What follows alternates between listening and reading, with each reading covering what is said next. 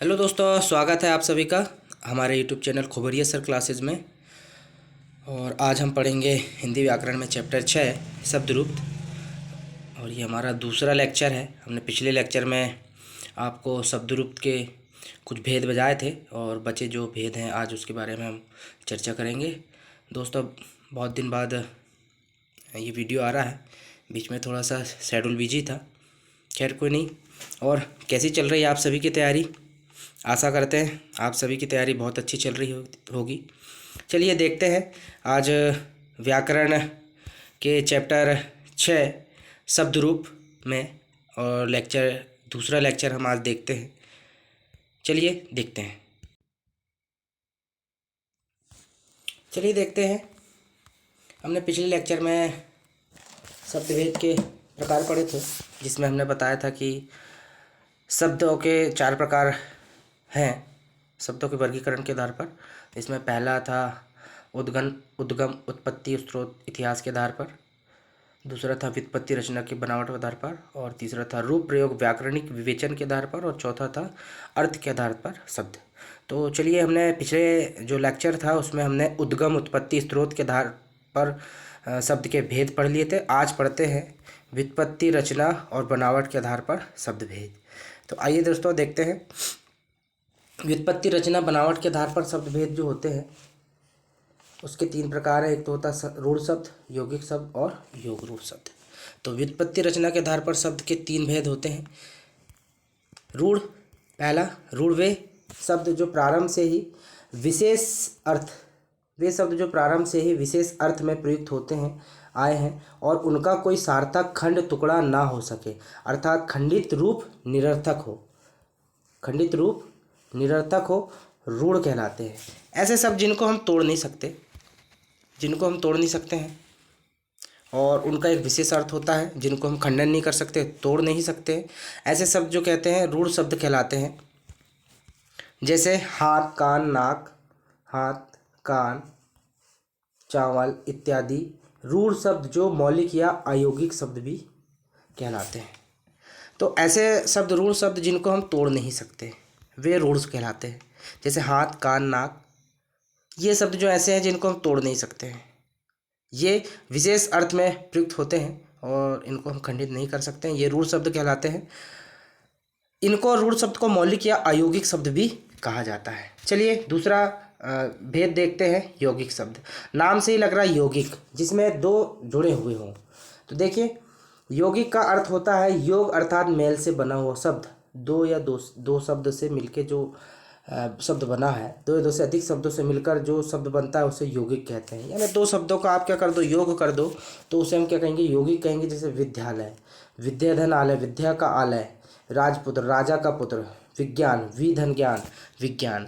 तो ये यौगिक शब्द कहलाते हैं जिनको हम तोड़ सकते हैं, और दोनों जो टूटे हुए जो 2 खंड होंगे वो दोनों का एक अर्थ होगा, तो उसे हम यौगिक कहते हैं। इसी में हमने रूढ़ देखा हुआ था। रूढ़ जिसको हम खंडित नहीं कर सकते, जिसका केवल एक ही अर्थ होता है, विशेष अर्थ में केवल एक ही अर्थ होता है, रूढ़ होता है, जिसे हम तोड़ नहीं सकते। लेकिन यौगिक में क्या है, हम इसको तोड़ सकते हैं और दोनों जो टूटे हुए खंड रहेंगे दोनों का एक अर्थ होगा, ये यौगिक शब्द कहलाते हैं। चलिए इसका देखते हैं तीसरा भेद। तीसरा भेद है इसका योग रूढ़। तीसरा भेद है इसका क्या, योग रूढ़। वे शब्द जो यौगिक तो होते हैं परंतु जिनका अर्थ रूढ़ हो जाता है, योग रूढ़ शब्द कहलाते हैं। यौगिक तो होते हैं, रूढ़ भी होते हैं, लेकिन दोनों मिलकर क्या बनते हैं, एक नया अर्थ को प्रकट करते हैं, समान अर्थ को ना प्रकट कर किसी विशेष अर्थ को प्रकट करते हैं, यानी तीसरे का बोध कराता है। अर्थात हम कह सकते हैं, जैसे समास में हमने पढ़ा हुआ है बहुब्रीहि समास, जिसमें तीसरे का बोध होता है, उसी प्रकार योग रूढ़ शब्द है। यानी योग 2 जुड़े हुए भी हैं और रूढ़ भी है। जैसे पीताम्बर, ये मेरा नाम है और ये बहुब्रीहि समास है। पीला है वस्त्र अर्थात श्री कृष्ण, जलज जल में जन्मा हुआ यानी कमल, लंबोदर लंबा है उदर जिसका। अर्थात हम कह सकते हैं कि वे शब्द जिनका अर्थ रूढ़ विशेष हो जाता है या किसी अन्य समान अर्थ को प्रकट न कर विशेष अर्थ को प्रकट करते हैं, वो कहलाते हैं आपको क्या, योग रूढ़ शब्द। जैसे बहुब्रीहि समास के सभी उदाहरण योग रूढ़ शब्द के उदाहरण हैं। जैसे चारपाई, नीलकंठ, दशानन, गिरधारी, दशरथ, हनुमान इत्यादि।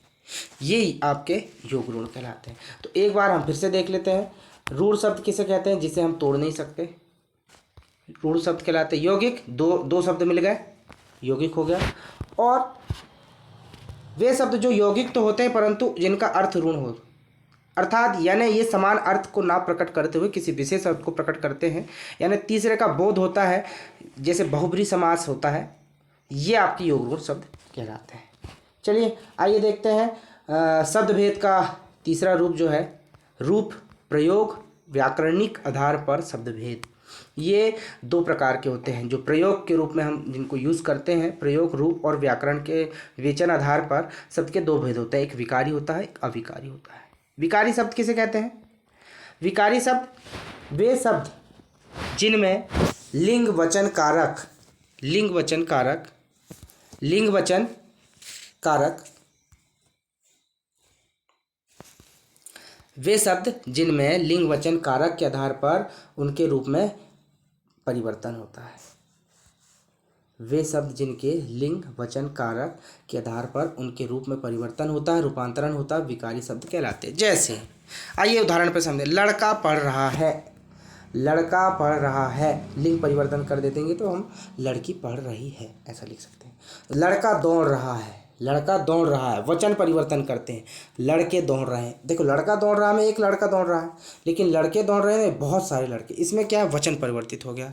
उसके बाद में लड़के के लिए आम लाओ, लड़के के लिए आम लाओ, कारक परिवर्तन कर रहे हैं हम। लड़के के लिए एक सिंगल की बात कर, लड़कों के लिए आम लाओ, लड़कों के लिए आम लाओ, तो ये आपका हो गया क्या, कारक परिवर्तन हो गया। तो ये होते हैं आपके विकारी शब्द, वे जो लिंग वचन कारक के आधार पर उनमें परिवर्तन हो जाता है, वे शब्द विकारी शब्द कहलाते हैं। और विकारी शब्द के चार रूप होते हैं, संज्ञा, सर्वनाम, विशेषण और क्रिया। ये विकारी शब्द के चार रूप हैं। चलिए आगे देखते हैं हम। पहला रूप हमने पढ़ा था संज्ञा। संज्ञा वह विकारी शब्द, वह विकारी शब्द जिसके माध्यम से किसी व्यक्ति, वस्तु, स्थान, जाति, भाव के नाम का बोध हो, संज्ञा कहलाता है। अर्थात हम कह सकते हैं यदि किसी व्यक्ति का नाम आया, वस्तु का नाम आया, स्थान का नाम आया, जाति या कोई भाव के नाम आया, तो इसको हम क्या कहेंगे, संज्ञा कहेंगे। अर्थात संज्ञा का अर्थ होता है नाम, यानी किसी चीज का नाम आया, वस्तु, स्थान, जाति, भाव का नाम आया तो संज्ञा कहते हैं। जैसे ब्रह्मा, ब्राह्मण ये जाति है, जयचंद व्यक्ति का नाम है, पटना स्थान का नाम है, हाथ,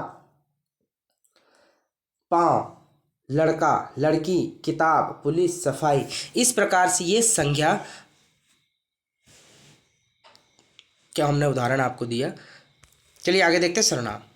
वे शब्द, वे शब्द, वे शब्द जो संज्ञा के स्थान पर प्रयुक्त हो सर्वनाम कहलाते हैं। जैसे तुम, वह, मैं, वे आदि। संज्ञा के स्थान पर अगर हम किसी थर्ड पर्सन या दूसरे सेकंड पर्सन की बात कर रहे हैं, मैं, तू, वह, यह, इसे, उसे, जो, कौन, जिसे, क्या, कोई, सब इत्यादि, संज्ञा के स्थान पर जो शब्द प्रयुक्त होते हैं वो सर्वनाम शब्द कहलाते हैं। इसके बाद में हम देखते हैं विशेषण। वह विकारी शब्द जो किसी संज्ञा या सर्वनाम की विशेषता बतलाता हो, वह विकारी शब्द जो किसी संज्ञा या सर्वनाम की विशेषता बतलाता हो विशेषण कहलाता है। इसके उदाहरण देखते हैं हम। अच्छा, ये इसकी विशेषता, कोई व्यक्ति अच्छा है, राम अच्छा है, अच्छाई हो गई। बुरा, बुराई, नीला, पीला, हम उसकी क्या बता रहे हैं, विशेषता बता रहे हैं कि उसका विशेष क्या है, ठीक है, तो ये विशेषता हो गई। इसके बाद में क्रिया। क्रिया से आप सीधा सिंपल जो हम कार्य कर रहे हैं, खेलना, कूदना, सोना, जागना, लेना देना, खाना पीना, आना जाना, जितनी भी हम वर्किंग करते हैं वो आपकी क्या कहलाएगी, क्रिया कहलाएगी। चलिए शब्द के अंतिम हम अंतिम प्रकार पढ़ते हैं और अर्थ के आधार पर शब्द के जो हम प्रकार हैं या भेद हैं वो हम पकड़ते हैं। तो अर्थ के आधार पर शब्द के चार भेद होते हैं। एक होता है एक अर्थक शब्द जिनका केवल एक अर्थी शब्द जिनको कहते हैं, अनेक अर्थक अनेकार्थी शब्द जिनके अनेक अर्थ होते हैं, समानार्थी यानी एक जैसे अर्थ, ये जिसको परिवारवाची कहते हैं। एक होता है विपरीतार्थक या विपरीतार्थी विलोम शब्द भी जिसे हम कहते हैं। तो ये होता है अर्थ के आधार पर शब्द के चार भेद। एक आर्थी, एक आर्थी समझ में आ रहा पढ़ के? जिनका केवल एक अर्थ हो, जिन शब्दों का केवल एक ही अर्थ हो, एकार्थक या एकार्थी शब्द कहलाते हैं। व्यक्तिवाचक संज्ञा के शब्द इस कोटि में आते हैं। गंगा, पटना, जर्मन, राधा, मार्च इत्यादि। जिनका केवल एक ही अर्थ होता है, जिनका दूसरा कोई अर्थ ना हो, एकार्थी शब्द कहलाते हैं। चलिए अगला देखते हैं, अनेकार्थी शब्द। अनेकार्थी शब्द जिन शब्दों के एक से अधिक अर्थ होते हैं, जिन शब्दों के एक से अधिक अर्थ होते हैं अनेकार्थक या अनेकार्थी शब्द कहलाते हैं। जैसे हार, हार का अनेक अर्थ होते हैं। हार मतलब होता है गले की माला, और हार का मतलब पराजय भी होता है। कनक, कनक मतलब सोना भी होता है, और कनक मतलब धतूरा भी होता है। कर, कर मतलब टैक्स भी होता है, और हाथ भी होता है। ठीक है, तो ये अनेकार्थी शब्द होते हैं। ये शब्द एक ही है लेकिन अलग अलग उनके अर्थ होंगे। अब देखिए समानार्थक या पर्यायवाची शब्द। जैसे एक ही शब्द जो है समान अर्थ होते हैं, यानी हिंदी भाषा में अनेक ऐसे शब्द हैं जिनका समार्थ अर्थ होते हैं, उन्हें समानार्थक कहते हैं। समानार्थी या पर्यायवाची शब्द भी इसी को हम कहेंगे। यानी हिंदी भाषा के ऐसे शब्द जिनका समान अर्थ होते हैं, शब्द का एक ही है लेकिन उनके अर्थ एक जैसे हैं। जैसे आकाश, आकाश को हम नभ भी बोलते हैं, गगन भी बोलते हैं, आसमान भी बोलते हैं। सूर्य, सूर्य को रवि, भानु, भास्कर भी बोलते हैं। बादल, बादल को मेघ, जलद, वारिद बोलते हैं। फूल, फूल को पुष्प, सुमन और प्रसून भी कहते हैं। तो ये आपके होते हैं समानार्थक शब्द, जिनके एक समान अर्थ हो। नाम अलग अलग हो सकते हैं लेकिन उनका अर्थ एक ही होता है। अब ये अंतिम में हम देखते हैं विपरीतार्थक या विपरीतार्थी विलोम शब्द, जिनको हम विपरीतार्थक या विपरीतार्थी शब्द या विलोम शब्द कहते हैं। वे शब्द जो जिनका अर्थ विपरीत होता है, जो शब्द विपरीत अर्थ का बोध कराते हैं, विपरीतार्थक या विपरीतार्थी या विलोम शब्द कहलाते हैं। जैसे जैसे देख रहे हैं हम जय, जय का विलोम शब्द होगा पराजय, पाप का होगा पुण्य, सच का होगा झूठ, और दिन का होगा रात। इस प्रकार हमारा आज जो है शब्द भेद यहाँ पर समाप्त होता है। बहुत बहुत धन्यवाद आप सभी हमारे चैनल में बने रहने के लिए, और भी सरकारी नौकरी से संबंधित तैयारी के लिए इस चैनल के माध्यम से आपको बहुत सारा मटेरियल उपलब्ध कराया जाएगा। बहुत बहुत धन्यवाद। जल्द ही मिलते हैं अगले चैप्टर के साथ में। तब तक के लिए नमस्कार, जय हिंद, जय भारत।